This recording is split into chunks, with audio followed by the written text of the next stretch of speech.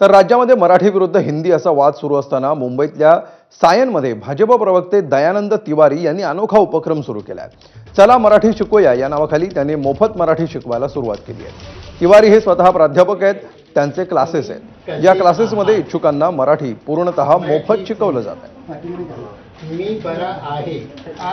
सीखने में अच्छा लग रहा है क्योंकि मैं महाराष्ट्र में रहता हूँ, इसके लिए सीख रहा हूँ। डर बस नहीं सीख रहे हैं कि मराठी सीखने के डर रहा हूँ कि इसलिए महाराष्ट्र में रहता हूँ, महाराष्ट्र का सम्मान करता हूँ, इसलिए मराठी सीखने के लिए हमने इस क्लास को जॉइन किया। तुमचे कसा अनुभव? शाळेचा पहिला दिवस आहे, मराठी शिकायला आपण आलात आहात, कसा अनुभव आहे? साहेब खूप चांगला अनुभव आहे आणि आम्ही मराठी भरपूर कळते मला, बट बोलतो हा कारण आहे सांगलीला येणार की नाही ह्यांच्या आम्ही बोललो तर वेगळा अर्थ होला, तुम्ही बोलता तर वेगळा अर्थ होतो।